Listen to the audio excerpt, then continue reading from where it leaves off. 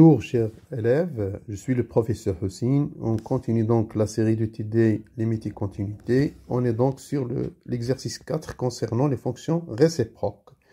On va donc considérer trois fonctions, de chaque fonction de type différent, montrer que ces fonctions admettent des fonctions réciproques et donc chercher cette fonction réciproque. Tout de suite, on va faire un rappel sur les fonctions réciproques. Théorème. Donc f, si f est continue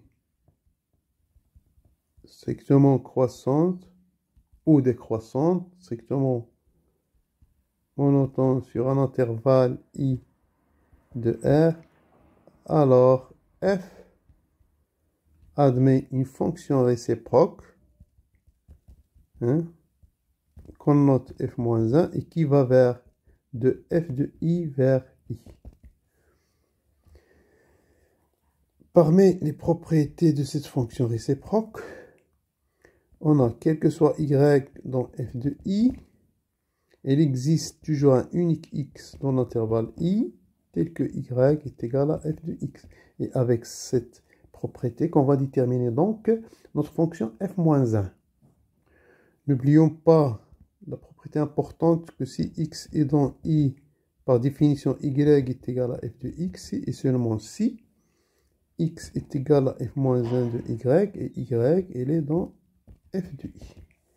Et bien sûr, finalement, le test avec lequel on teste est-ce que notre fonction f-1 est juste et correcte, c'est quel que soit y dans f de i, qui est égal bien sûr à j, et quel que soit x, on aura donc f rang f-1 de y égal à y.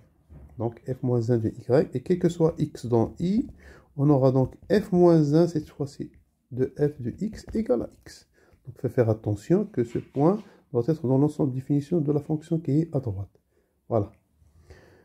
Tout de suite, voilà, petit 1, on va dans la fonction f de x égale x carré plus x plus 1 sur R. Et on vous demande de calculer, donc, si je pose i égale à 0,1, de calculer les masses de f de 0,1. Donc là, je vais dériver f de x, ça donne 2x plus 1. Bon, sur l'intervalle 0,1, voilà, ça c'est 0, 1. Donc, cette fonction est s'annule moins 1 demi. Et donc, à droite de moins 1 demi, c'est des positifs. Donc, ça, c'est strictement positif. Donc, f de i, ça veut dire la fonction f est croissante, ici. Donc, j'aurai les masses de f de i, c'est f de 0, f de 1. Et en calculant les masses de f de 0, vous allez trouver que c'est 1. Et f de 1, c'est 3. Voilà. Pour petit b, on a f continue, strictement croissante sur i, on a dit 0,1, on vient de montrer. Donc f admet f-1, fonction réciproque, qui va donc de 1, 3 vers 0,1. En fait, pour déterminer f-1, qu'est-ce qu'on fait? On résout, c'est ça la technique, on résout l'équation y égale à f de x, avec x, c'est l'inconnu. X doit être dans l'intervalle 0,1. Voilà.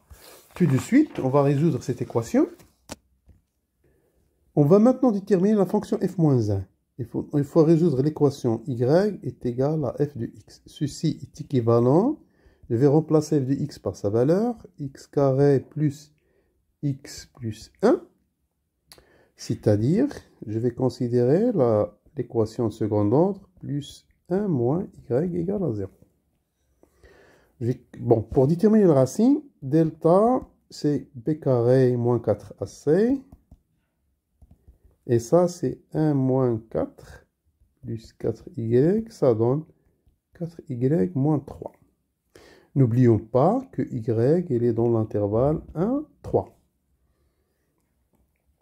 Bien, est-ce que delta positif négatif, donc par encadrement, on va déterminer ça, puisque y est compris entre 1 et 3, je vais multiplier par 4, ça donne 4 inférieur ou égal à 4y 12, et je retranche 3, donc ça donne 4 moins 3, 4y moins 3, 12 moins 3.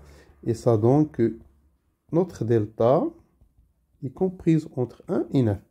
Donc, delta, c'est comment positif. Donc, deux racines, x égale à moins b moins 1 moins delta 4y moins 3 sur 2a et x2, ça sera moins 1 plus delta sur 2. Maintenant, il faut s'assurer pour f-1, donc on va prendre la valeur x. Je vais prendre x1 ou x2 qui est dans l'intervalle 0, 1. Voilà, c'est notre intervalle i. Pour x1, on voit bien que x1 est toujours négatif.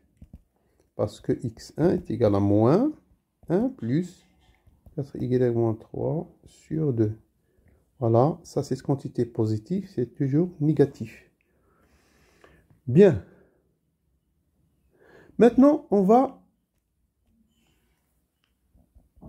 voir est-ce que x2 est dans l'intervalle 0, 1. Voilà. Tout à l'heure, on a montré, regardez, que 4y moins 3, il est compris entre 1 et 9. Voilà.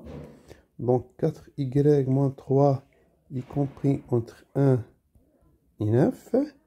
Donc, le racine de cette quantité qui est positive, ça sera compris en 1 et 3.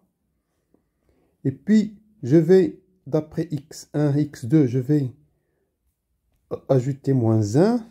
Vous aurez 0 inférieur à moins 1 plus 4y moins 3 racine 3 moins 1, ça donne 2. Et donc, divisé par 2, ça va donner 0 inférieur. Si vous divisez par 2, moins 1 plus 4y moins 3 sur 2 inférieur à 1. Et ça, c'est x2.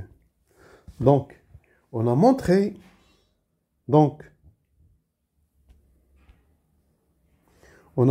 que x2, elle est dans l'intervalle 0, 1.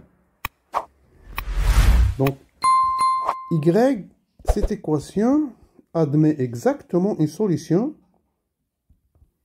Admet une solution unique. Qu'on définit comme ça. 1, 3, 0, 1, qui a y associé moins 1 plus 4y moins 3 sur 2. Et c'est ça. Donc,